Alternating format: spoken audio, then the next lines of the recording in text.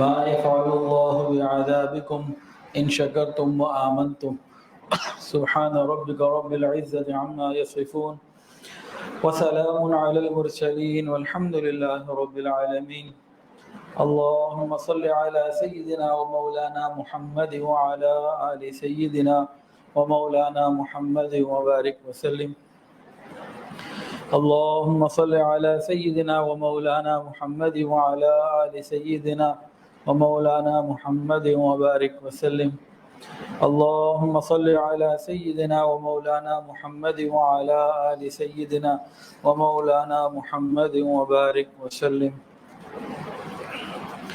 اللہ رب العزت کے پاک ناموں کی تشریح کا سلسلہ چل رہا ہے، تو آج جو نام سب سے پہلے الشکور جل جلالہ، الشکور نہایت قدردان، تھوڑے پر بہت دینے والا، اللہ تعالیٰ قدردان ہے۔ اللہ رب العزت کی صفات بے شمار ہیں، ایک صفت ہے قدردانی۔ قدردانی کسی کہتے ہیں؟ قدردانی کسے کہتے ہیں؟ کہ دوسرے کے اوپر اپنی محبت کی وجہ سے اتنا مہربان ہونا کہ اس کے کیے ہوئے کسی عمل کو ضائع نہ کرنا، اور اس کی امید سے، اس کی اوقات سے، اس کی حیثیت سے بڑھ کر اجر اور بدلہ عطا فرما دینا، یہ قدردانی کہلاتا ہے۔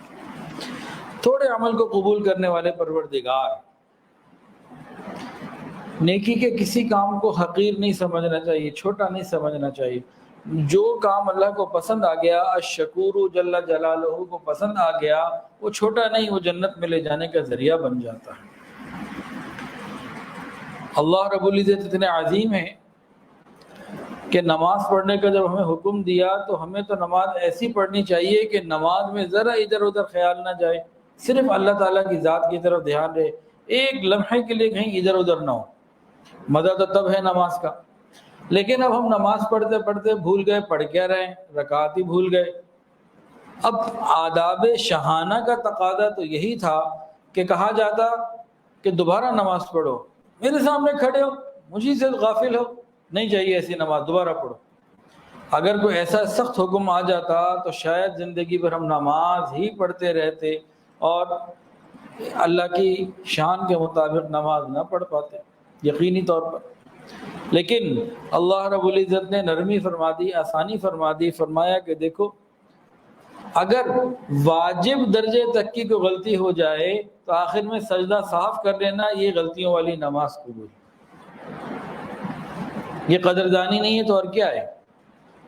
اگر یہ نماز قبول اللہ تعالیٰ نہ فرماتے تو بندے کی محنت ضائع ہونی تھی۔ اللہ فرماتے ہیں کہ ہم کسی کی نیکی کو ضائع نہیں ہونے دیں گے۔ یہ اللہ تعالیٰ کی الشکور جل جلالہ کی قدردانی ہے۔ اللہ تعالیٰ کی بندہ نوازیاں، غریب نوازیاں کتنی ہیں، سبحان اللہ، اللہ کی شان ہے۔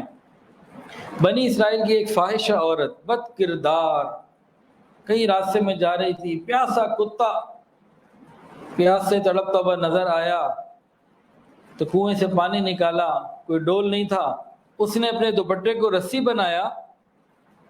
کس کو؟ دوپٹے کو۔ عورت کون تھی؟ فاحشہ، یعنی اس زمانے کی فاحشہ عورتیں بھی دوپٹہ پہنتی تھیں۔ آج ہمارے گھروں میں ذرا غور کر لیجیے، آگے کیا بولوں۔ اس فاحشہ عورت نے اپنے دوپٹے کو رسی بنایا اور اپنے موزے کو برتن بنایا، اس میں پانی نکال کے کتے کو پلایا، اللہ نے مغفرت فرما دی۔ کتنا دیکھنے میں معمولی سا عمل، لیکن جب اللہ تعالیٰ کو پسند آ گیا۔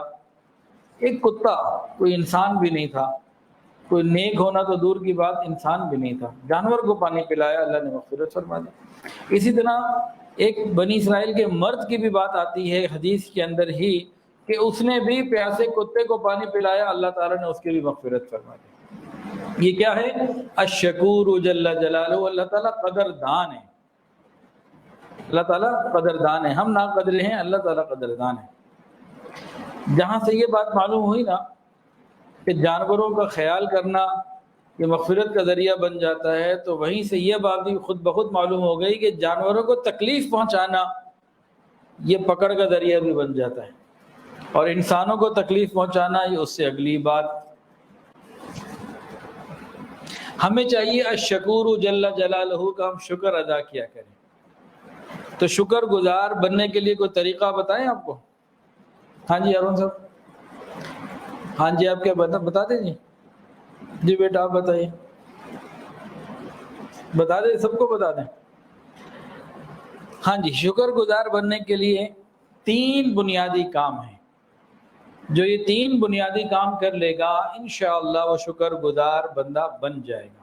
پہلا کام کہ دل کے یقین کے ساتھ اللہ تعالیٰ کے احسانات کا اعتراف کرے کہ جتنی نعمتیں میرے پاس ہیں صرف اور صرف اس الشکور جل جلالہ کی اللہ تعالیٰ کی دی ہوئی ہیں۔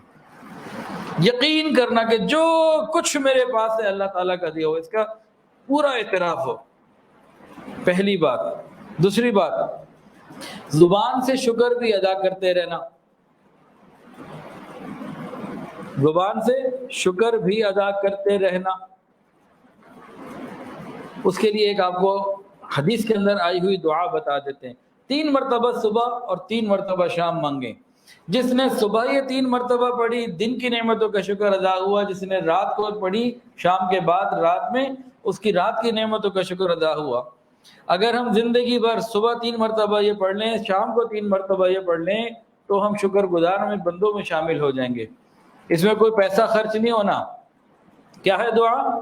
ابھی رات کا وقت ہے نا، تو اس وقت ہم پڑھیں گے اللہم ما امسا بی من نعمت او بحد من خلقک فمنک وحدک لا شریک لک فلک الحمد ولک الشکر۔ بڑے پیارے کلمات ہیں۔ اللہم ما امسا بی من نعمت او بحد من خلقک فمنک وحدک لا شریک لک فلک الحمد ولک الشکر، 3 مرتبہ۔ اللہم ما اصبح بی من نعمت او بحد من خلقک فمنک وحدک لا شریک لک فلک الحمد ولک الشکر۔ اور اگر صبح پڑھیں گے تو اللہم ما اصبح پڑھیں گے، باقی سارا یہی اللہم ما اصبح بی من نعمت او بحد من خلقک فمنک وحدک لا شریک لک فلک الحمد ولک الشکر۔ تو یہ پہلے طریقے کے اندر پہلی بنیادی بات میں 2 باتیں آ گئیں۔ ایک دل سے اعتراف کرنا کہ ساری نعمتیں جو میرے پاس ہے اللہ کی دی ہوئی ہیں، اور زبان سے اس کا اظہار کرنا۔ دل میں اعتراف اور زبان میں اظہار، پہلے پوائنٹ کی یہ 2 باتیں۔ دوسرا بنیادی پوائنٹ، ناشکری سے بچنا۔ کسی کے پاس کوئی نعمت دیکھی، فلاں گاڑی، فلاں پراپرٹی، فلاں کوئی چیز دیکھی تو یہ خیال نہ اللہ مجھے نہیں ملا اس کو مل گیا، نہیں، یہ نہیں کرنا، بلکہ جس حال میں اللہ نے رکھا شکر ادا کرتا رہے۔ تیسرا بنیادی نقطہ شکر گزار بننے کا، جو نعمتیں جس نے دی ہیں، ساری نعمتیں اللہ نے دی ہیں، شکور نے دی ہیں، تو وہ تمام نعمتوں کو ان کی مرضی کے مطابق استعمال کریں۔ یہ 3 بنیادی پوائنٹ ہو گئے، الگ الگ کر لیں تو 4 بھی چلیں، سمجھ لیں۔ پہلا کیا تھا؟ دل سے اقرار کہ نعمتیں ساری اللہ نے دی ہوئی، اعتراف۔ دوسرا، زبان سے شکر کے کلمات کا ادا کرنا۔ یہ جو کلمات بتائے یہ مسنون بھی ہیں، حدیث کے اندر ہیں۔ نمبر 2، ناشکری کے جذبات سے بچنا، یعنی کہ پہلے اگر 2 لے تو یہ نمبر 3، ناشکری کے جذبات سے بچنا۔ اور نمبر 4 کیا تھا جی؟ نعمتوں کو دینے والے کی مرضی کے مطابق استعمال کرنا، یعنی ان کی مرضی کے خلاف گناہوں میں استعمال نہ کرنا۔ یہ کام جس نے کر لیے وہ شکر گزار بن گیا۔ اچھا، شکر گزار بننے کے لیے ایک دعا اور بھی ہے۔ شکر گزار بننے کے لیے ایک دعا اور بھی ہے۔ بھئی جو لوگ شکر گزار بننا چاہتے ہیں ذرا ہاتھ تو کھڑے کریں۔ یہ دعا حضور پاک صلی اللہ علیہ وسلم نے سکھائی ہے۔ ایک صحابی تھے، سبحان اللہ، اللہ ان کو اللہ ان سے راضی ہو جائے، اور ان سے راضی ہے یہ اللہ، اور انہیں برکتیں عطا فرمائے۔ کیا پیارے صحابی تھے، ان کا نام تھا معاذ بن جبل رضی اللہ تعالی عنہ۔ معاذ بن جبل رضی اللہ تعالی عنہ۔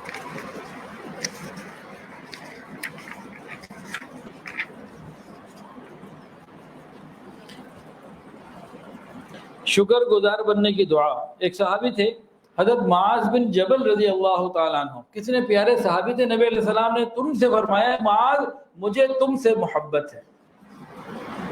نبی علیہ السلام فرما رہے ہیں اپنے عاشق کو، اے معاذ مجھے تم سے محبت ہے۔ کیسا پیارا صحابی ہوں گے وہ، کیسے پیارے صحابی تھے۔ وہ دعا کیا ہے؟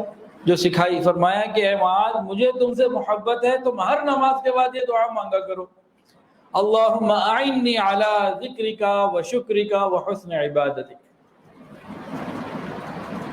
بھائی نبی علیہ السلام سے ہم سب کو ہے نا محبت، ہر نماز کے بعد سلام پھیریں اور اس دعا کو اپنی زندگی کا حصہ بنائیں نماز کے بعد، کیا؟ اللہم اعنی علی ذکرک و شکرک و حسن عبادتک، ہر نماز کے بعد۔ تو یہ بھی شکر گزار بننے کا ایک طریقہ ہے جو خود نبی علیہ السلام نے بتایا۔ شکر گزار بننے کا نفسیاتی طریقہ بھی بتا دیں، مثبت سوچ، پازیٹیو تھنکنگ۔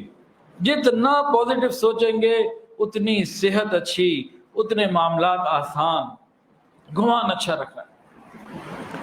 اس کے لیے 2 واقعات سن لیتے ہیں ہم، پھر یہ بات پوری طرح سمجھ میں آئے گی۔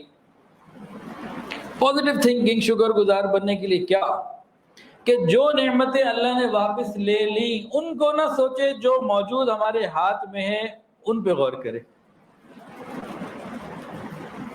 وہ کہتے ہیں نا جو ہاتھ میں چڑیا ہو اس کو پہ غور کرو، جو باہر بیٹھی ہے درخت پہ اس کو چھوڑ دو۔ جو ہاتھ میں ایک ہے وہ ان چند 4-6 سے بہتر ہے جو درخت پہ بیٹھی۔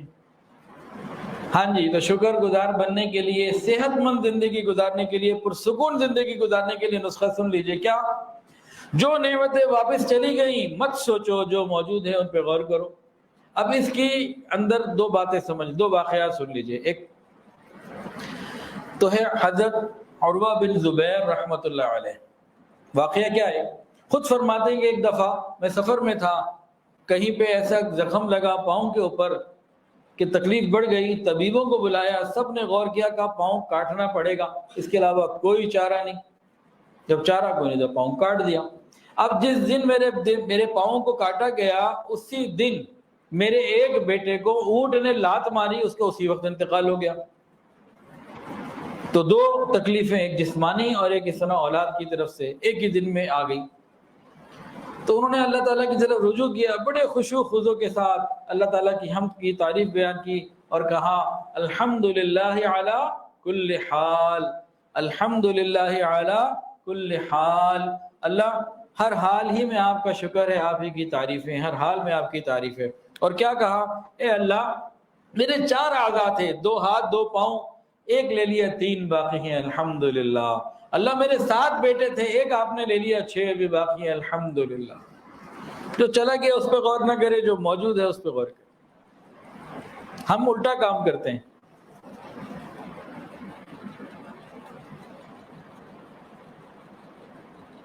وہ ایک واقعہ یاد آ گیا، ایک شخص کو نا خواب میں بتایا گیا فلانی جگہ چلے جاؤ، تو اس میں 100 درہم ہیں یا 100 دینار ہیں، وہ جا کے لے لو۔ اب وہ چلا گیا، جب وہ نکالی نا جو چیز تھی جس کے اندر وہ دیگچی کوئی چیز، جس صندوق جس میں دینار تھے، نکالے تو 99۔ اب مغموم پریشان، ایک کدھر گیا، اس کو ادھر تلاش کرو ادھر تلاش کرو، اسی غم میں کئی دن رہا کہ وہ ایک کدھر گیا، جو 99 ملے اس کا شکر بھول گیا۔ ہم لوگوں کا بھی یہی حال ہے، وہ ایک کدھر گیا، مجھے تو 100 کا کہا گیا تھا، 99 بھول گیا، اس ایک نے 99 نعمتوں کو بھلا دیا۔ ایسا ہے کہ نہیں ہے؟ یہ ہمارا معاملہ۔ اب شکر گزار بننے کے لیے حضرت عمر فاروق رضی اللہ تعالیٰ عنہ کا نسخہ سن لیجئے، کیا ہی پیارا خوبصورت جو ہے نا یہ نسخہ ہے۔ فرماتے ہیں کہ جب میرے اوپر کوئی پریشانی، کوئی مصیبت، کوئی تکلیف آتی ہے، تب میں دیکھتا ہوں اس تکلیف کے اندر بھی اللہ تعالیٰ کی 4 نعمتیں موجود ہوتی ہیں۔ پازیٹیو تھنکنگ، مثبت سوچ، تکلیف کے اندر بھی خیر کا پہلو نکال لینا۔ ہم تو پوری کوشش کرتے ہیں کہ خیر میں بھی برائی کا پہلو نکال لیں، وہ تکلیف میں بھی خیر کا پہلو نکالنے والے لوگ تھے۔ کہتے ہیں کوئی پریشانی آ جائے اس میں بھی 4 باتیں بڑی بھلائی اور خیر کی ہیں، نعمتیں۔ وہ کون سی بات؟ کہتے ہیں کہ میں یہ سوچتا ہوں کہ الحمدللہ یہ مصیبت میرے ایمان پر نہیں آئی، میرے دین پر نہیں آئی، مال پر آئی ہے، جان پر آئی ہے، چلو کوئی بات نہیں، میرا دین محفوظ۔ اصل چیز نعمت ایمان اور دین محفوظ۔ دوسری بات، ارے اس سے بڑی پریشانی بھی تو آ سکتی تھی، یہ جو آئی ہے اس سے بڑی بھی تو آ سکتی تھی۔ مثال بخار ہوا ہے تو کینسر بھی تو ہو سکتا تھا، کینسر ہوا تو موت بھی تو آ سکتی تھی بھائی، جو آئی اس سے بڑی بھی تو آ سکتی ہے. الحمدللہ اللہ تیرا شکر ہے اسی پہ ٹل گئی. تیسری بات، اس مصیبت کی وجہ سے اللہ ناراض نہیں ہوئے، اللہ راضی ہے. پریشانی تو آئی لیکن اللہ کی ناراضگی تو نہیں آئی نا، اللہ تو راضی ہے. اور چوتھی بات، اس پریشانی کی وجہ سے میں اس ثواب کا امیدوار بن گیا، ثواب بھی مجھے ملے گا. تو دیکھیں کتنا خوبصورت معاملہ ہے کہ اتنی پریشانی کے اندر بھی 4 بڑی بڑی باتیں انہوں نے نکال لی. یہ ہے پازیٹیو تھنکنگ، اچھا گمان، خیر کی طرف آنا. اللہ یہ نعمت ہمیں عطا فرمائے.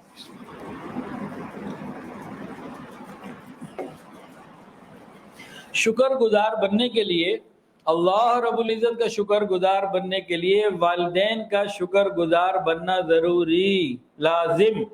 اللہ فرماتے ہیں انشکر لی ولی والدیک، میرا بھی شکر ادا کرو، اپنے والدین کا بھی شکر ادا کرو. علماء نے فرمایا جو شخص والدین کا شکر گزار نہیں، یہ رب کا شکر گزار نہیں ہو سکتا.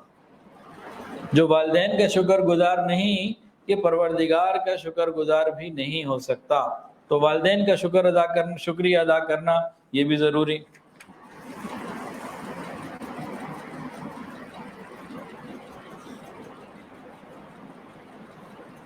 اللہ اکبر کبیرہ.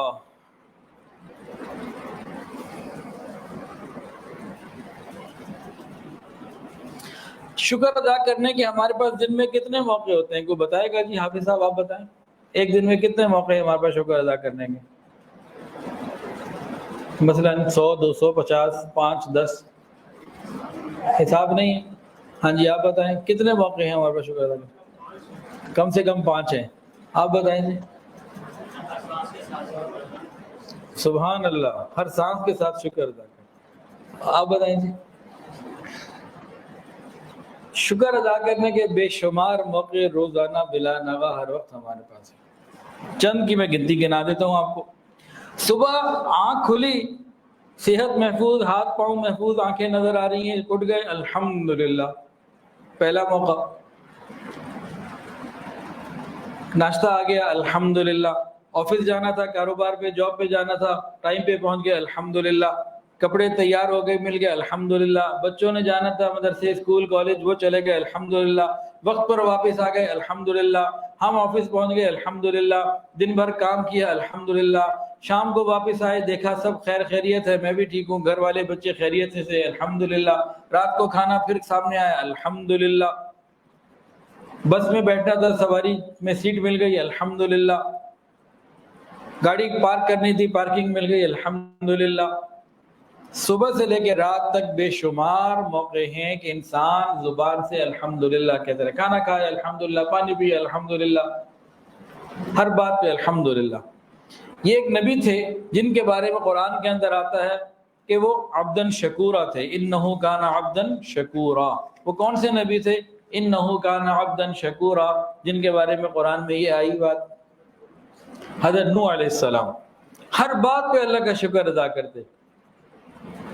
اسی طرح گھر آئے، بچوں کو دیکھا الحمدللہ، ماں باپ کو دیکھا الحمدللہ، بیوی کو دیکھا تو کیا پڑھنا ہے؟ الحمدللہ.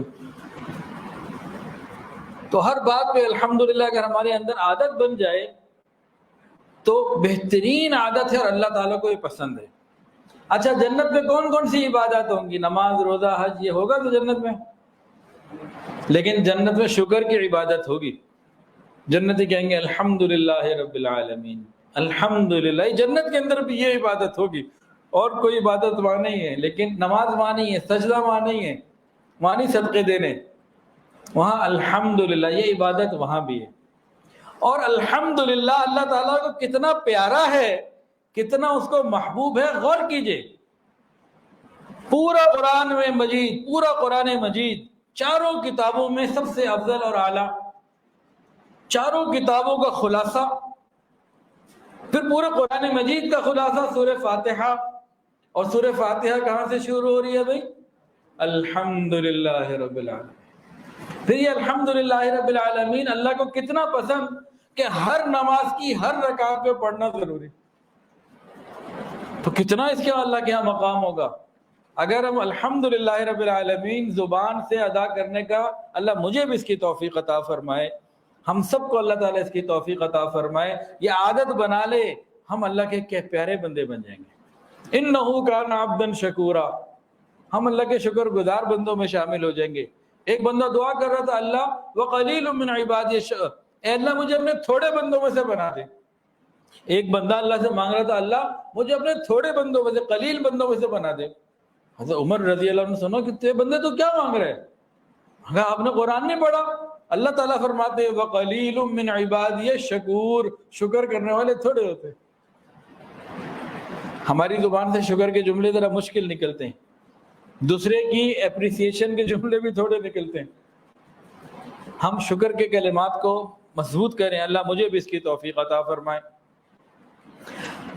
اچھا جی، شکر گزاری کے فائدے بے شمار۔ سب سے پہلا فائدہ اتنا بڑا ہے کہ اسی کے اندر بے شمار فائدے ہیں۔ شکر گزاری کا سب سے بڑا اور پہلا فائدہ اللہ فرماتے ہیں لئن شکرتم لازیدنکم، تم شکر ادا کرو گے میں نعمتیں بڑھا دوں گا۔ تو جس کے بعد جو نعمت ہے وہ نعمتوں کا شکر ادا کرے، نعمتیں بڑھتی چلی جائیں گی۔ ہر نعمت کا، اللہ نے اولاد دی الحمدللہ، اللہ نے دین دیا الحمدللہ، دین کا کام دیا الحمدللہ، مال دیا الحمدللہ، نعمتیں بڑھتی چلی جائیں گی۔ دوسری بات، حضرت تھانوی رحمۃ اللہ علیہ فرماتے ہیں کہ شکر کرنے سے اللہ تعالیٰ سے محبت میں اضافہ ہوتا ہے۔ جو جتنا شکر گزار ہوگا اللہ تعالیٰ کی محبت اتنی اس کے میں بڑھتی جائے گی، یعنی اللہ تعالیٰ کی محبت ملے گی۔ اور تیسری بات جناب عالی، شکر عذاب سے نجات کا ذریعہ، شکر عذاب سے نجات کا ذریعہ۔ دلیل قرآن سن لیجئے، اللہ فرماتے ہیں ما یفعل اللہ بعذابکم ان شکرتم وآمنتم۔ اس کا ترجمہ بڑا عجیب ہے، مفہوم۔ اللہ تعالیٰ کو کیا پڑی ہے کہ تمہیں عذاب دے؟ اللہ تعالیٰ کو کیا ضرورت ہے کہ تمہیں عذاب دے اگر تم شکر کرو اور ایمان لے آؤ؟ اور چوتھا فائدہ، پرسکون زندگی۔ انسان ذہنی طور پر ریلیکس ہوتا ہے شکر ادا کر کے۔ جتنی ناشکری کرے گا اتنا یہ ہائپر ٹینشن میں چلا جائے گا، پریشانی میں جائے گا، نفسیاتی مریض بنے گا۔ تو یہ چار بہت بڑے بڑے فائدے، نمبر 1 نعمتوں میں اضافہ، نمبر 2 اللہ کی محبت، نمبر 3 عذاب سے حفاظت، اور نمبر 4 پرسکون زندگی۔ یہ چار فائدے کن چیزوں کے؟ شکر ادا کرنے کے۔ کون سے؟ یاد کرائیے۔ نعمتوں میں کیا؟ نعمتوں میں اضافہ، نمبر 2 اللہ تعالیٰ کی محبت میں اضافہ، نمبر 3 عذاب سے حفاظت، اور نمبر 4 پرسکون زندگی۔ جو اللہ نے دیا شکر ادا کریں، نعمتیں ساری مل جائیں گی انشاءاللہ۔ اچھا جی، آج اگلا نام جو ذکر کرنا ہے العلی، العلی جل جلالہ، العلی جل جلالہ۔ العلی کیا مطلب؟ وہ ذات جس کے رتبے سے بڑا کوئی رتبے والا ہے ہی نہیں، سب سے بلند برتر بالا۔ قرآن مجید میں 8 مرتبہ یہ آیا۔ آپ کو 2 واقعات سناتے ہیں۔ ایک صحابی تھے علاء بن حضرمی رضی اللہ تعالی عنہ، وہ اللہ تعالیٰ کے چند ناموں کے ساتھ اس نام کو لیتے تھے اور دعا مانگتے تھے، اور عجیب عجیب مدد ہوتی تھی۔ تو یہ وظیفہ سمجھ لیجئے، یاد کر لیجئے۔ یہ واقعات میں آپ کو اس کے بعد سناتا ہوں، پہلے وظیفہ سنا دیتا ہوں۔ 2 رکعت نفل پڑھ کے سلام پھیر لے۔ کوئی غم پریشانی حاجت کتنی ہی پریشانی کیوں نہ اور کتنا مشکل کیوں نہ لگ رہا ہو، ہمارے لیے تو مشکل ہو سکتا ہے، اللہ کے لیے تو کوئی مشکل نہیں۔ کیا کرنا ہے؟ 2 رکعت نفل پڑھ کے سلام پھیر لیں۔ اس کے بعد اللہم، اے ہمارے پروردگار، کیا کہنا ہے؟ اللہم۔ اس کے بعد 4 اللہ تعالیٰ کے نام لینے ہیں، یا علیم، یا حلیم، یا علی، یا عظیم۔ 2 رکعت نماز پڑھ کے سلام پھیر دیا، ہاتھ اٹھائے، اللہم، اے ہمارے پروردگار، پھر 4 نام، یا علیم، یا حلیم، یا علی، یا عظیم۔ اس کے بعد جو چاہے مانگ لیں، انشاءاللہ اللہ پورا کر دے، جو چاہے مانگ لیں۔ کون سے 4 نام؟ یا علیم اے علم والے، یا حلیم اے حلم والے، یا علی اے بلند برتر بالا، یا عظیم عظیم، یہ 4 ناموں کا حوالہ دینا ہے، پھر جو چاہے مانگے۔ اب 2 واقعات سن لیجئے جس سے آپ کو مزہ آ جائے گا کہ ان ناموں میں قوت کتنی ہے اور کیسے کیسے کام ہوتے ہیں۔ اب ذرا غور سے سنیے کہ کیسے کیسے کام ان ناموں کی برکت سے صحابہ نے کرائے اللہ تعالیٰ سے۔ ایک صحابی تھے علاء بن حضرمی رضی اللہ تعالیٰ عنہ، وہ اپنے لشکر کے ساتھ جہاد کے لیے گئے ہوئے تھے، تو ایک جگہ تھی دارین، جزیرہ تھا۔ اب یہ ادھر کھڑے ہیں، سامنے دشمن فوج کھڑی ہے، درمیان کے سمندر ہے۔ انہوں نے پتہ کیا کیا؟ یہی کام کیا۔ یہ 4 نام اللہ کے سامنے رکھے، اللہم یا علیم یا حلیم یا علی یا عظیم۔ اس کے بعد کہا اللہ ہم جہاد میں نکلے ہوئے ہیں، سامنے دشمن ہیں، لڑنا چاہتے ہیں، سمندر کراس کرا دیں۔ یہ انہوں نے مانگا اور گھوڑا ڈالا سمندر میں، پورا لشکر سامنے، اللہ نے ایسے ہی پہنچا دیا۔ یہی واقعہ انہی صحابی کا، ایک اور واقعہ انہی صحابی کا، اسی طرح کسی سفر میں تھے اور جہاد کا سفر تھا، لشکر میں پانی ختم، جانور بھی پیاسے، انسان بھی پیاسے، کوئی بوند پاس موجود نہ ہو۔ پتہ کیا کیا؟ پھر 2 نفل پڑھے، پھر 2 نفل پڑھ کے کیا مانگا؟ اللہم اے پروردگار، پھر کیا؟ یا علیم یا حلیم یا علی یا عظیم۔ یہ 4 اللہ پاک کے نام لیے اور کہا اللہ ہمیں پانی دے دے، اور پانی بھی ہمیں ایسا دے جو کسی اور کے لیے نہ، ہمارے لیے خاص ہو، اسپیشل ریکویسٹ۔ ابھی آگے چلے تھوڑا سا تو جناب ایک نہر سی نظر آئی، پانی یوں اچھل رہا تھا۔ اب جناب سب نے اپنے لیے پانی پیا، جانوروں کو پانی پلایا اور اپنے برتنوں میں جو بھی ان کے پاس مشکیزیں تھے پانی بھر لیا۔ اب آگے چلے گئے، اس نہر کو جو تھی چھوڑا اور آگے چلے گئے، کام پورا ہو گیا۔ نہر کو ساتھ تھوڑی لے کے جا سکتا ہے، چل گئے۔ تھوڑا دور گئے تھے تو کسی کو خیال آیا کہ یار مجھے فلانی چیز کے لیے بھی پانی استعمال کرنا، تو چلو ذرا دوبارہ نہر چلتے ہیں۔ کسی کام سے دوبارہ نہر کی طرف آئے، واپس آئے تو دیکھا زمین پہ نہر کا کوئی نام و نشان ہی نہیں، کوئی وہاں نہر کا سرے سے ہی وجود نہیں۔ پتہ یہ لگا کہ یہ اس نام، ان ناموں کی برکت سے اللہ سے مانگا گیا، اللہ تعالیٰ نے ان کے لیے وہ کرامت اور خیر کا اور برکت کا دروازہ کھول دیا اور معاملہ ہو گیا، ضرورت پوری ہو گئی۔ تو کون سے نام بتائے تھے جی؟ یاد ہوئے کسی کو؟ بھول گئے سارے؟ کسی کو ایک یاد ہے تو ذرا سنا دیں۔ ماشاءاللہ ساروں کو یاد ہے جی۔ اللہم پہلے کہہ دینا، اللہم یا علیم یا حلیم یا علی یا عظیم۔ مشکل تو نہیں ہے، بس 2 رکعت پہلے پڑھنی پڑے گی، یہ ذرا مشکل ہے نا، کون وضو کرے، کون نماز پڑھے، ایسے ہی کام چاہیے ہمیں تو نہیں، 2 رکعت پڑھ کے کرنے ہیں، ٹھیک ہے نا؟ چلیں، کوئی مشکل نہیں ہے، 5 منٹ کی بات ہے ساری۔ ہاں جی، یا علی بلند و برتر۔ ارے صرف دنیاوی معاملات میں بلندی چاہتے ہیں کہ روحانی بھی چاہتے ہیں؟ یا علی کا، یا علی، ہم اللہ سے مانگے اللہ میں روحانی بلندیاں بھی عطا فرما۔ اب جو لوگ بیعت ہوتے ہیں، 6 معمولات ہیں، سب کو ملتے ہیں۔ مراقبے میں لوگ عام طور سے سستی کرتے ہیں، کاہلی کرتے ہیں، جس سے مرضی پوچھ لو مراقبہ کیا؟ وہ جی وقت تو نہیں ملا جی۔ کتنا کیا جی؟ اچھا جی 5 منٹ کیا۔ کتنا کیا جی؟ اچھا جی 10 منٹ کیا جی۔ اچھا کبھی ہو جاتا ہے کبھی نہیں ہوتا، ایسے جواب ملتے ہیں۔ بہت کم لوگ ہوتے ہیں جو کہتے ہیں جی آدھا گھنٹہ 1 گھنٹہ روز کرتے ہیں، بہت تھوڑے لوگ ہیں۔ اور ابھی تو پہلے سبق پہ اٹکے رہتے ہیں برسوں۔ اگر مراقبے کی پابندی ہو، رابطہ ہو، آنا جانا ہو، اطلاع ہو، تو یہ اسباق آگے بڑھتے ہیں، انسان روحانی طور پر بلندی اختیار کر لیتا ہے۔ ہمارے سلسلہ میں جو مراقبے کے اسباق ہیں وہ ٹوٹل 35 ہیں۔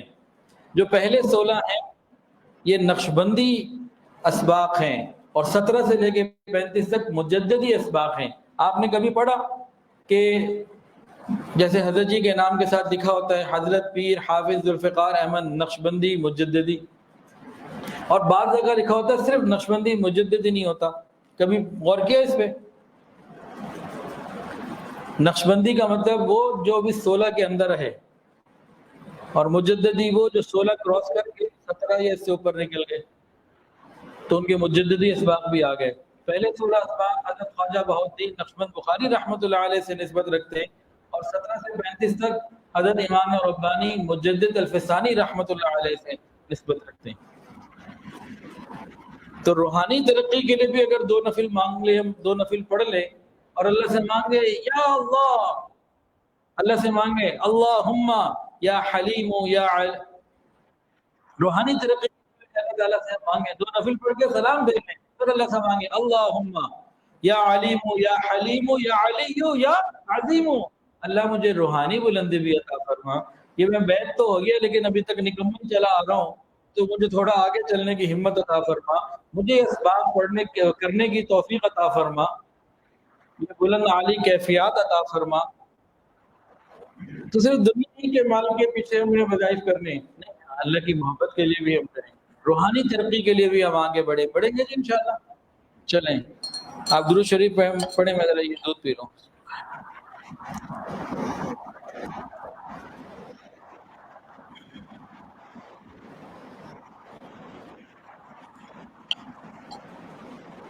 ٹائم کیا ہوگا جی؟ ٹھیک ہے جی۔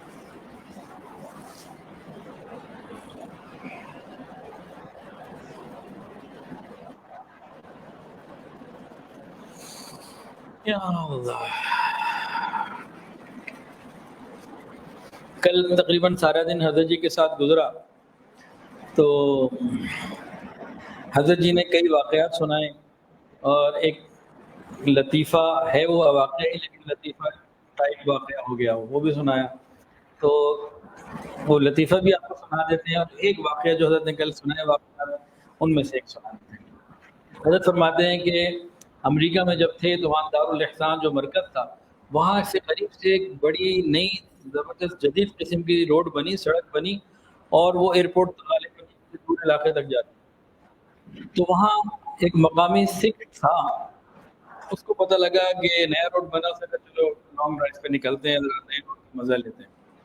گھر سے نکلا تو بیوی نے کہا ذرا خیال کر لینا چلان نہ ہو جائے تمہارا۔ مجھے پتا ہے چلان کیسے نہیں ہو، کہاں ہوتا ہے کہاں نہیں ہوتا، مجھے پتا ہے کہاں کہاں کیمرے ہوتے ہیں کہاں کہاں نہیں ہوتے، مجھے کیا سمجھا تو نے، یہ 25-30 سال پرانی بات ہے۔ خیر اب یہ چل پڑ، گاڑی میں بیٹھے اس نئی روڈ پہ چلے، اب گاڑی چلا رہے ہیں تو ایک پوائنٹ پہ آ کے نا کرچ کی وہ جو کیمرہ یا ساؤنڈ آ گئی، پتہ لگ گیا کہ چلان ہو گیا جناب کا۔ تو انہوں نے دیکھا تو اسپیڈ زیادہ تھی، کہا کہ دوبارہ میں آتا ہوں، اب جو ہے نا میں صحیح ٹائم پہ آؤں گا۔ وہ یو ٹرن لے کر واپس آئے تو اگر 120 تھی نا اسپیڈ تو اس کو انہوں نے نارمل کیا، 110 سے گزرے، پھر جناب وہ آواز آ گئی، اب تو بڑا غصہ چڑھ گیا ان کے اوپر کہ جی پولیس والوں نے تو بلا وجہ یہ کیا ہوا ہے، اور ریکارڈ انہوں نے پورا لے لیا، ٹائم نوٹ کر لیا۔ اب میں کہا تیسری دفعہ آتا ہوں، وہ تیسری دفعہ وہ چکر لے کر آیا، تیسری دفعہ وہاں سے گزرا، اگر 120 اسپیڈ تھی تو کسی نے 100 کر دی، اور پھر آواز آ گئی، پھر چلان ہو گیا، اس کو تو بڑا ہی غصہ چڑھا۔ میں کہا اچھا اب تو جو ہے میں ان پہ جرمانہ کر کے رہوں گا، اب تو میں نہیں چھوڑتا پولیس کو۔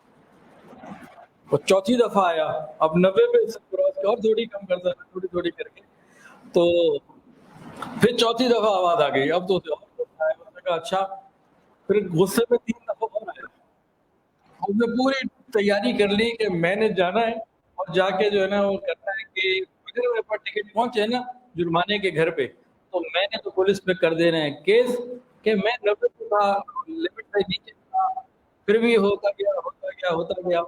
تو وہ تو اپنے اندر بڑا مضبوط تھا کہ جناب میں ودن لمٹ چلا رہا ہوں اور میرے اوپر کیس ہو رہا ہے، یہ بار بار چلان ہو رہا ہے، تو یعنی میرا کیس مضبوط ہے۔ اب جناب جب وہ 7 چلان اکٹھے گھر پہنچے نا، اس کو دیکھا تھا سیٹ بیلٹ ہی نہیں لگی تھی، وہ دماغ اس کا جا رہا ہے ادھر، پتہ لگے سیٹ بیلٹ ہی نہیں لگی۔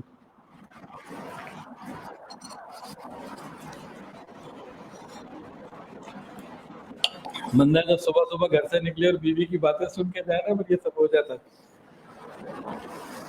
اچھا جی، دوسرا ایک اور واقعہ سنایا، اس میں بھی ایک بڑی لطیفے والی باتدار بات ہے۔ حضرت فرمانے انگلینڈ میں تھے اس وقت کہ مانچسٹر سے لندن جانا تھا بائی روڈ، تو جب نکلے تو کچھ لوگ اور آ گئے، کوئی ڈاکٹر صاحب تھے، اور انہوں نے کہا کہ ہم بھی آپ کے ساتھ جانا چاہتے ہیں تو آپ ہمیں ساتھ لے جائیں۔ کہ ٹھیک ہے ہم لوگ جا رہے ہیں، آپ چلیں ساتھ۔ اب حضرت کی گاڑی جو ہے آگے آگے ہے، وہ ڈاکٹر صاحب دوسری گاڑی کے پیچھے آ گئے۔ ابھی لندن پہنچنے کے قریب تھے، یا لندن پہنچ چکے تھے، اس مسجد سے بھی دور تھے۔ حضرت کی گاڑی لیفٹ سائڈ پہ مڑی، پیچھے والی گاڑی سگنل پہ رک گئی، اور انہیں پیچھے والوں کو پتہ نہیں چل سکا کہ ادھر گئے کہ ادھر، سیدھا گئے، مس ہو گئے۔ اور موبائل بھی نہیں تھا اس وقت ان کے پاس، آپس میں رابطہ بھی نہیں تھا۔ پھر پیچھے والوں کو یہ بھی نہیں پتا تھا کہ لندن کی کس مسجد میں بیان ہے۔ وہ تو ساتھ چل پڑے تھے کہ ساتھ ساتھ جا رہے ہیں تو جہاں بھی جائیں گے حضرت وہاں چلے جائیں گے۔ حضرت فرماتے ہیں کہ ہم لیفٹ پہ جب مڑے تو تھوڑی دیر کے لیے گاڑی روک لی، 5-7 منٹ ہم نے ویٹ کیا کہ چلو وہ آ جائیں گے۔ جب وہ منصب میں نہیں آئے تو ہمیں بھی اندازہ ہو گیا کہ وہ کہیں اور سیدھا یا لیفٹ رائٹ کہیں نکل گئے، تو اب مزید کھڑے ہونے کا تو کوئی فائدہ نہیں، ہم اپنا پہنچ گئے۔ حضرت فرمایا میں دعا کرتا رہا کہ یا اللہ عافیت کے ساتھ پہنچ جائے، یوں اتنے ایک شہر سے ساتھ آئے ہیں اور ان کو یہ بھی نہیں پتا مسجد کون سی ہے اور رابطہ نمبر بھی نہیں ہے۔ تو کہتے ہیں جب میں مسجد میں پہنچا، مغرب کی نماز کے بعد بیان کے لیے ممبر پہ بیٹھا تو وہ پہلی صف پہ بیٹھے ہوئے۔ تو اللہ کا شکر ادا کیا، چلو الحمدللہ پہنچ گئے۔ بیان کے بعد وہ پھر آ کے ملے کہ حضرت جب آپ ہم سے مس ہو گئے، ہمیں نظر نہیں آئے، ہم تو سیدھے ہی چلے گئے تھے۔ سیدھے جاتے جاتے اب ہم کنفیوز بھی تھے اور ہم روک رہے، دیکھ رہے ہیں کہ آپ نظر آئیں گے، آپ بھی نظر نہ آئے، نہ آگے نہ پیچھے۔ پھر ہمیں یقین ہو گیا کہ نہیں اب نظر نہیں آتے، اور آپ سیدھا نہیں آئے، آپ کہیں اور گئے، کیونکہ اگر سیدھا آئے ہوتے تو کہیں آپ رکتے اس جگہ پہ، تو ہمیں اندازہ ہو گیا۔ اب اسی پریشانی میں تھے تو میری گاڑی جس پہ میں تھا وہ کسی اور کی گاڑی کے ساتھ لگ گئی۔ اب ڈاکٹر صاحب کی گاڑی جس کے ساتھ لگی ہلکی سی معمولی سی، لیکن وہ بندہ آگے سے ذرا زیادہ ہو گیا اور غصے میں آ گیا تھا پاکستان۔ انہوں نے کہا جی پولیس کو بلاؤں گا۔ انہوں نے کہا بھائی پولیس کو مت بلاؤ، ہمیں نہیں جانا ہے، تم دیکھو کیا اس کے نقصان ہے، وہ لے لو پیسے۔ تو کہتے ہیں جی 200 پاؤنڈ اس نے مانگے۔ کہا یہ تو 200 پاؤنڈ کا کام ہے، کچھ بھی نہیں ایسی لگی ہے۔ انہوں نے کہا نہیں 200 پاؤنڈ دینے ہیں، ٹھیک ہے، نہیں تو چلو بات، میں بھی پولیس کو بلاتا ہوں۔ اب وہ 200 پاؤنڈ دے دیے، اگلے بندے نے 200 پاؤنڈ لے لیے بلا وجہ ہی تقریباً۔ تو جناب اب بات چیت ہونے لگے، کہاں جا رہے ہو؟ کبھی لندن میں جا رہے ہیں، فلاں بزرگ آئے ہوئے ہیں، ان کا بیان ہے۔ کبھی دیکھو میں تو ان بزرگوں سے واقف نہیں ہوں، اور تمہیں بھی نہیں پتا جانا کہاں ہے، تو جس محلے میں میں رہتا ہوں اس مسجد میں چلتے ہیں، میں تمہیں وہاں لے کے چلتا ہوں، امام صاحب کو پتا ہو، ہمارے امام صاحب اچھے آدمی، انہیں پتا ہوگا۔ کہتے ہیں وہ ہمیں لے آیا، تو یہ قدرتاً وہی مسجد تھی جہاں آپ کا بیان ہونا تھا، تو ہم خوش ہو گئے۔ تو وہ بندہ بھی ساتھ ساتھ تھا جس نے 200 پاؤنڈ لیے تھے، تو وہ باقی بڑا کہنے کا حضرت بس آپ کا میں نے بیان سنا، میں بیت بھی ہو گیا ہوں، اور یہ 200 پاؤنڈ ان سے لیے تھے میں واپس دے، 200 پاؤنڈ واپس آ گئے۔ اچھا یہ بات شروع کہاں سے ہوئی تھی؟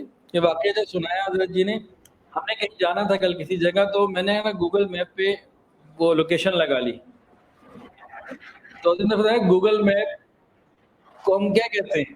پیر طریقت، عربی میں طریق ابو بکر، طریق ہجرہ، طریق طریق روڈ، راستہ۔ آپ عمرے پہ جائیں نا، حج پہ جائیں تو کہتے ہیں طریق راستہ دو، راستہ دو۔ تو گوگل میپ کا روحانیت میں اگر ترجمہ کر رہا ہو تو پیر طریقت، تو یہاں سے وہ پھر واقعہ سنا کہ اس زمانے میں گوگل میپ نہیں ہوتے تھے، اور آپس میں کوارڈینیشن اس طریقے سے کمیونیکیشن نہیں ہوتی تھی۔ بہرحال یہ دو واقعات جو کل ہوئے، میں نے کہا چلیں آپ جو حضرت نے کل سنائے وہ بھی بتا دو، ٹائم اسی لیے پوچھا تھا کہ وقت ہے ابھی۔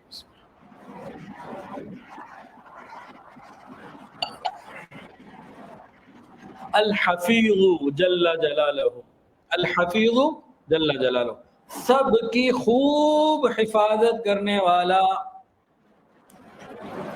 الحفیظ حفاظت کرنے والا۔ یاد رکھیے جب تک جو محفوظ ہے اس بات کی دلیل ہے کہ وہ الحفیظ کی حفاظت میں ہے۔ جس وقت، جس گھڑی، جس آن، جس پل اللہ تعالیٰ اپنی حفاظت کو ہٹا دیتے ہیں، چیزیں ختم ہو جاتی ہیں، ہلاک ہو جاتی ہیں۔ اور جب تک اس کی حفاظت کا نظام باقی ہے، حکم باقی ہے، تو کچھ بھی نہیں ہو سکتا، کوئی کچھ نہیں کر سکتا۔ قرآن مجید میں اللہ کیا فرماتے ہیں؟ فَاللَّهُ خَيْرٌ حَافِظًا وَهُوَ أَرْحَمُ الرَّاحِمِينَ، فَاللَّهُ خَيْرٌ حَافِظًا وَهُوَ أَرْحَمُ الرَّاحِمِينَ۔ اچھا، یہ وظیفے کے طور پہ بھی بہت سارے اکابرین نے اس کو، بزرگان دین نے اس کو بتایا، بڑا ہی مجرب ہے۔ حفاظت کے لیے اپنی بچوں کی، مال کی، جائیداد کی، مختلف چیزوں کی، ہر قسم کی حفاظت، جنات سے، حسد سے، چوری ڈاکے سے، بہت سارے فوائد ہیں اس کے۔ تو اس کو ہر نماز کے بعد 21 دفعہ پڑھ لے، یا صبح شام جو ہے اس کو 70 مرتبہ پڑھ لے۔ واللہ خیر حافظ وهو ارحم الراحمین۔ ہر طرح کی حفاظت کے لیے یہ بہت مجرب وظیفہ ہے۔ الحفیظ جل جلالہ جس چیز کی حفاظت کرنے پر آئے تو کوئی اس کو خراب نہیں کر سکتا۔ اچھا جی، اللہ تعالیٰ کی حفاظت کی بہترین مثال قرآن مجید۔ اللہ فرماتے ہیں انا نحن نزلنا الذکر وانا له لحافظون، فرماتے ہیں ہم اس کی حفاظت کرنے والے ہیں۔ 1400 سال ہو گئے اس کی کوئی چیز ادھر ادھر نہیں ہوئی، پورا قرآن محفوظ۔ پچھلی کتابوں کے ساتھ یہ وعدہ نہیں تھا، وہ محفوظ نہیں ہے۔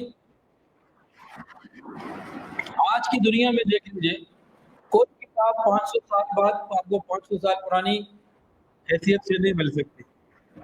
ابھی گلدستہ سیرت ہماری جلد 1 پہلے ایڈیشن چھپ کر آیا ہے، اس میں چند باتیں ہم نے دیکھی کہ اگلے ایڈیشن میں یہ اضافہ کر رہے ہیں، حالانکہ اس کا ایک ایک حرف میں نے حرم مدینہ میں بیٹھ کے پڑھا، الحمدللہ۔ جب لکھا پڑھا اور اس کے بعد جب وہاں حرم مدینہ میں پڑھ رہا تھا تو مزید اس کے اندر کچھ میں نے چیزیں لکھی جو آئندہ ایڈیشن میں ڈالنی۔ ابھی تو ایک کتاب جانی شروع نہیں ہوئی تو پہلی تبدیلی شروع ہو گئی۔ یہ تو لکھنے والوں کو پتہ لگتا ہے نا، کوئی ایک صفحہ میں لکھے نا تو کچھ عرصے بعد کہتے ہیں اس میں ذرا موڈیفیکیشن ہو جائے۔ تو قرآن مجید کی حفاظت اللہ نے لی۔ دوسری بات، اللہ تعالیٰ اپنے بندوں کے نیک اعمال کی حفاظت فرماتے ہیں، خلوص کے ساتھ کیے ہوئے عمل کی حفاظت اللہ فرماتے ہیں۔ بندہ کر کے بھول بھی جائے، ادھر نامہ اعمال کی نیکیوں میں لکھا ہوتا ہے، توبہ کر کے بھول بھی جائے، یہاں گناہ معاف ہو چکے۔ اچھا، آپ کو ایک طریقہ بتاتا ہوں، اگر اس طریقے پر کسی نے عمل کر لیا تو قیامت کے دن زیادہ سے زیادہ 1 دن کا حساب ہوگا۔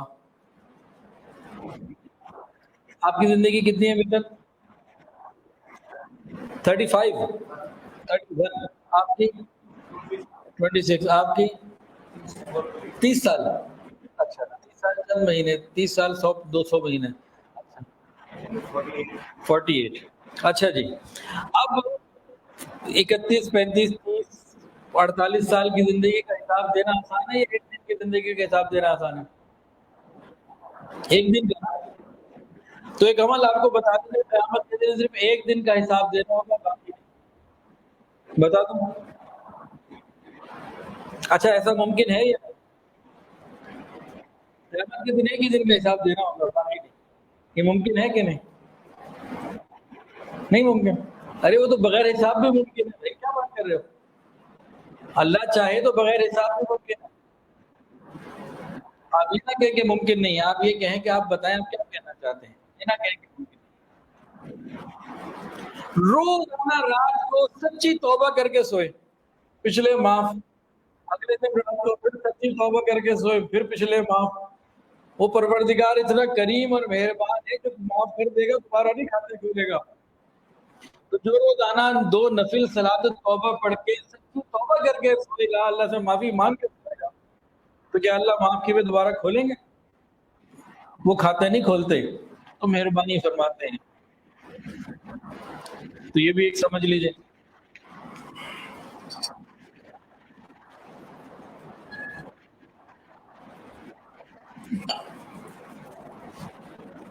الحفیظ جل جلالہ، جب تک اس کی حفاظت باقی ہے کوئی کچھ نہیں کر سکتا۔ اگر اس کی حفاظت کا حکم اٹھ جائے، شاہ فیصل محفوظ قلعے میں، محفوظ اپنے چوکیداروں کے درمیان، محافظوں کے اندر موجود، دن دہاڑے قتل کر دیا گیا۔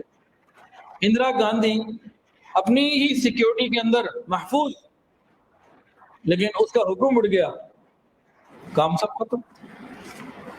تو حفاظت کرنے پر آئے، ایک حقیر سا پودا چھوٹا سا اس زمین کے اندر دانا جاتا ہے، اس زمین کو پھاڑ کے باہر نکل آتا ہے، کہ اس کی حفاظت ہوتی ہے تو نکلتا نہیں تو کہیں اندر ختم ہو جاتا ہے۔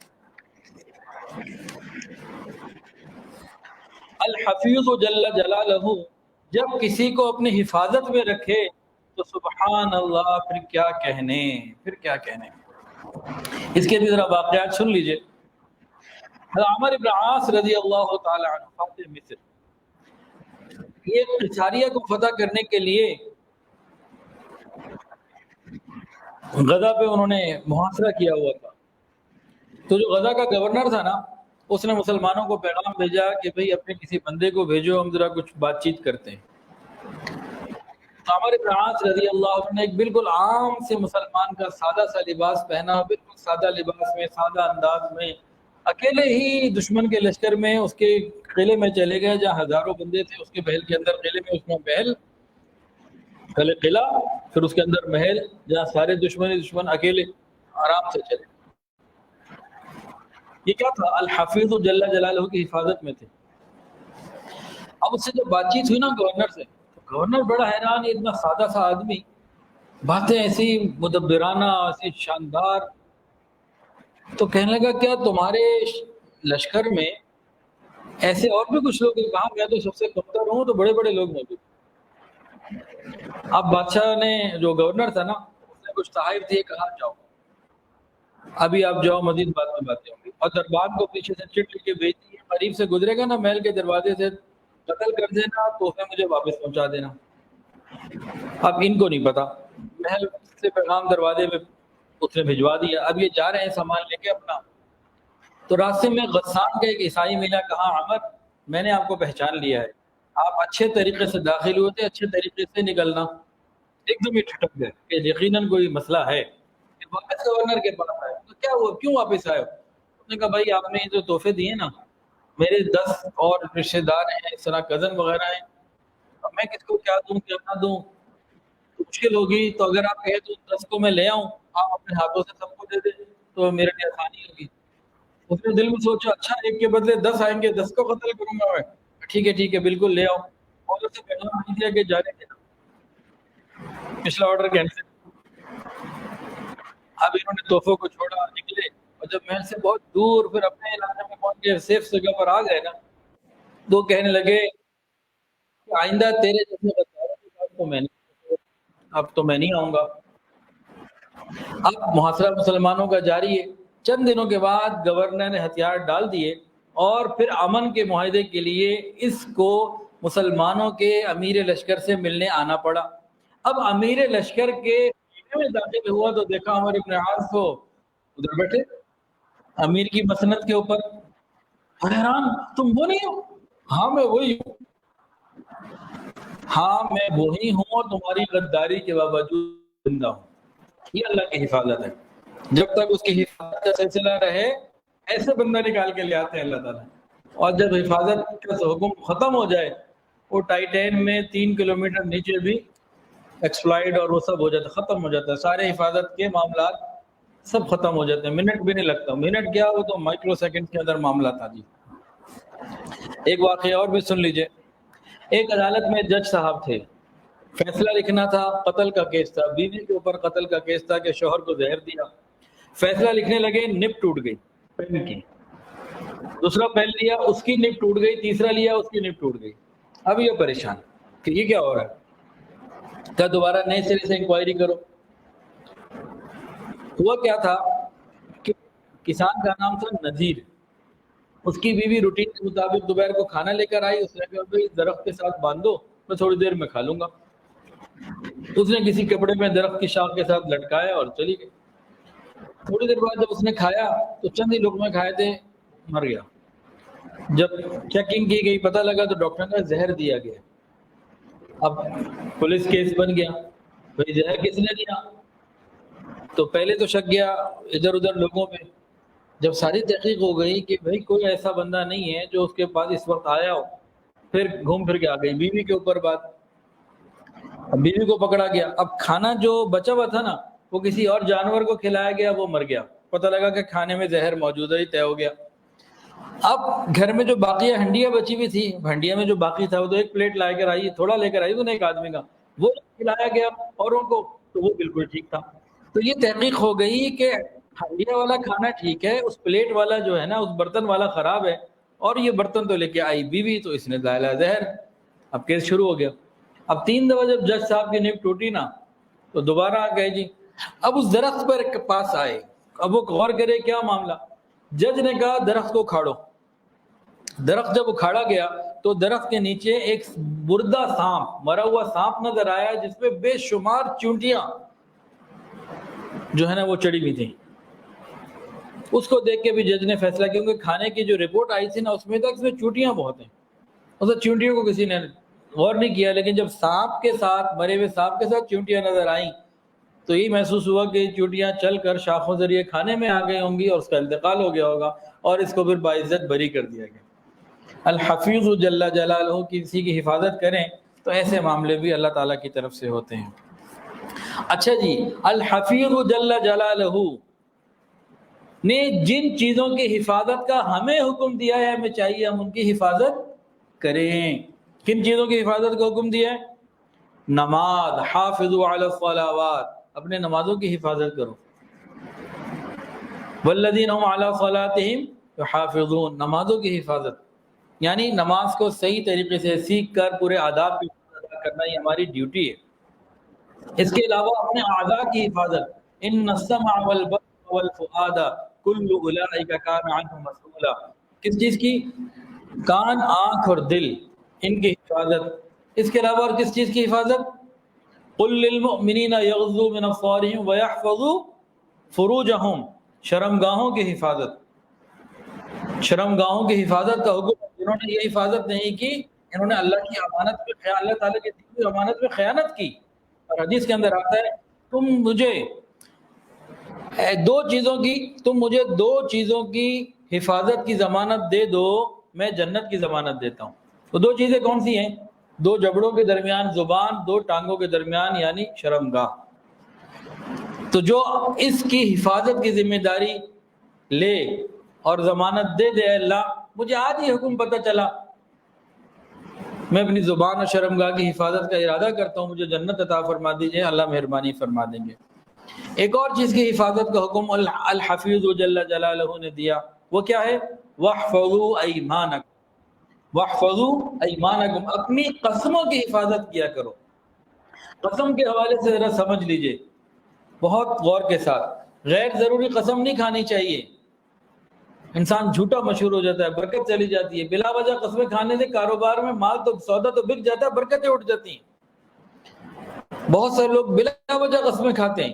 قسم کھانی بھی ہو تو کسی بہت بڑی اور اہم بات پر، کسی کی عزت کا کوئی مسئلہ ہو، کوئی بڑی بات ہو، ایسی چھوٹی موٹی باتوں پر قسم نہیں کھانی چاہیے۔ اور غیر اللہ کے سوا کسی کی قسم نہیں کھانی چاہیے۔ کسی کے تیرے سر کی قسم، فلاں کی قسم نہیں، قسم کھانی ہے تو صرف اللہ رب العزت کی اور کوئی نہیں، اور وہ بھی بہت اہم موقع پہ، بلا وجہ ہر وقت نہیں۔ اور اگر کسی نے ایسی قسم کھا لی جو گناہ کی ابالی تھی، تو اس قسم کو توڑنا واجب اور کفارہ دینا پڑے گا۔ مثال کے طور پر وہ اپنے کسی بھائی کو کہہ دیں، خدا کی قسم تجھے آج اس کے بعد کبھی نہ سلام کروں گا، نہ تیری بات کا جواب دوں گا، نہ تیرے گھر آؤں گا، نہ تجھ سے ملوں گا، یہ گناہ ہے، قطع رحمی میں آتا ہے۔ اگر ایسی قسم کھا لی تو قسم کو توڑنا واجب، توبہ بھی کرنی اور قسم کا کفارہ بھی دینا۔ تو قسم پوری کرنی چاہیے، ایک تو کھانی نہیں چاہیے، کھانی تو بہت اہم بات پر کھانی تو پوری کرنی چاہیے، پھر بھی اگر ٹوٹ گئی تو پھر کفارہ ادا کرنا ہوتا ہے۔ اچھا جی، اپنی حفاظت کے لیے اعمال،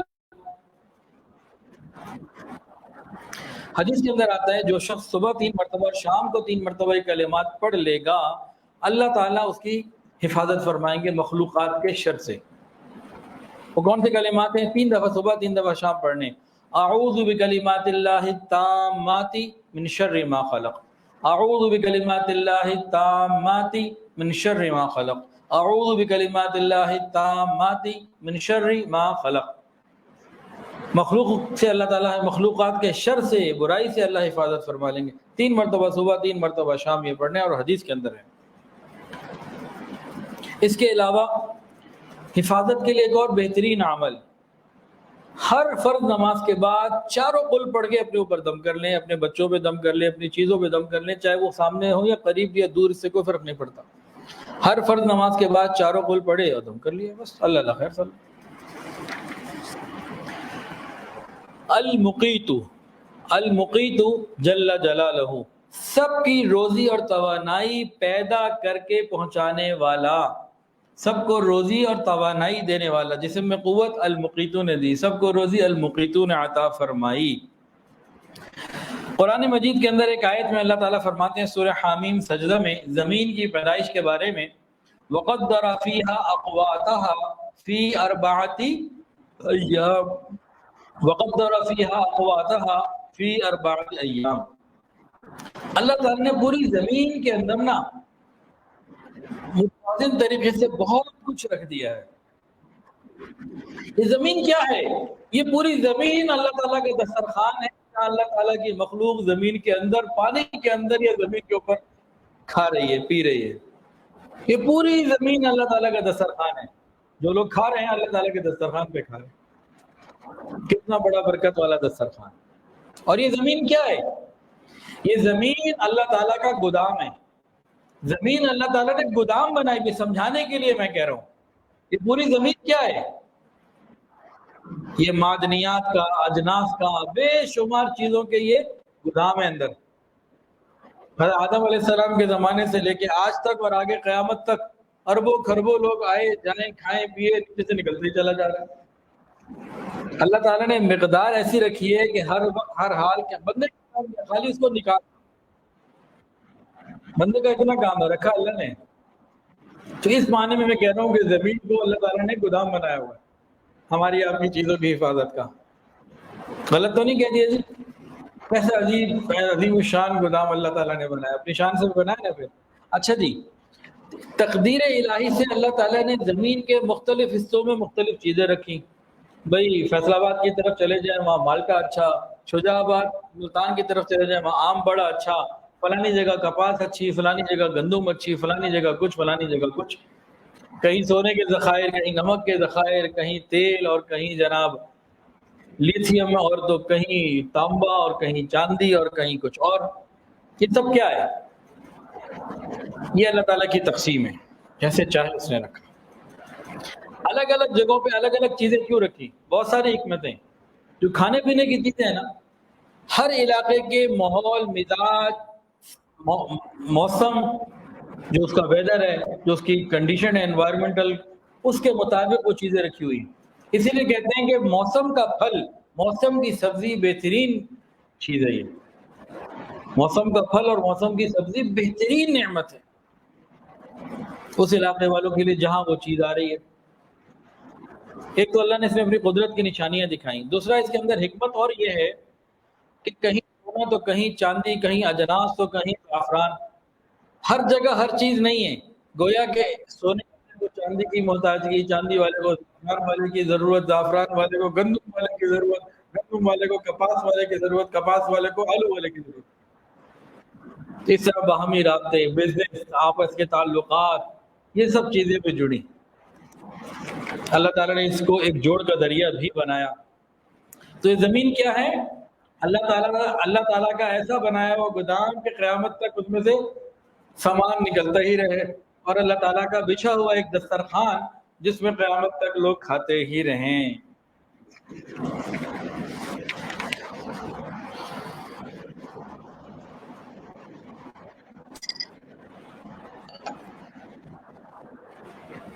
بہت سارے ایسے واقعات ہیں کہ کسی کو بھوک لگی، فاقہ آیا، تنگی آئی، اور اللہ تعالیٰ نے اس کے لیے عجیب و غریب انتظامات کروائے۔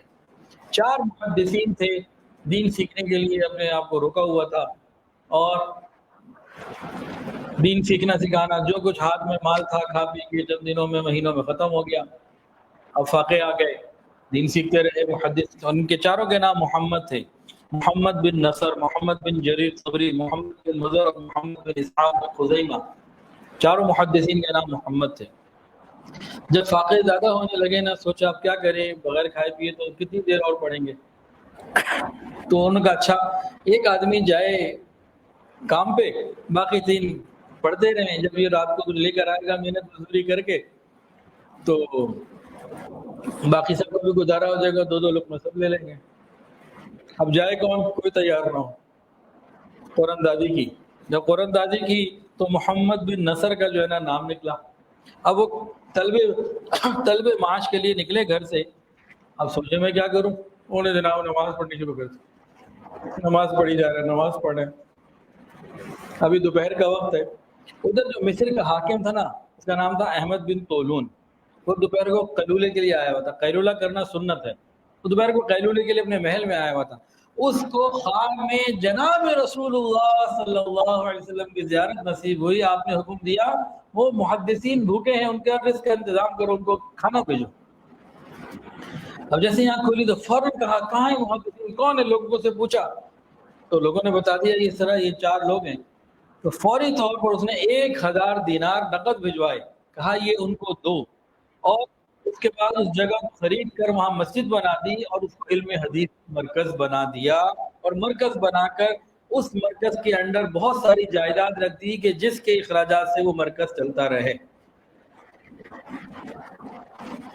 تو اللہ تعالیٰ تو جب رزق پہنچاتے ہیں تو پھر ایسے بھی پہنچاتے ہیں۔ آپ دین کا کام کیجئے، رزق اللہ پہنچائیں گے۔ اس کا یہ مطلب نہیں ہے کہ ہم نے کاروبار نہیں کرنا، نوکری نہیں کرنی، جاب نہیں کرنی، محنت نہیں کرنی، اس واقعے سے کوئی یہ مراد نہ لے لے۔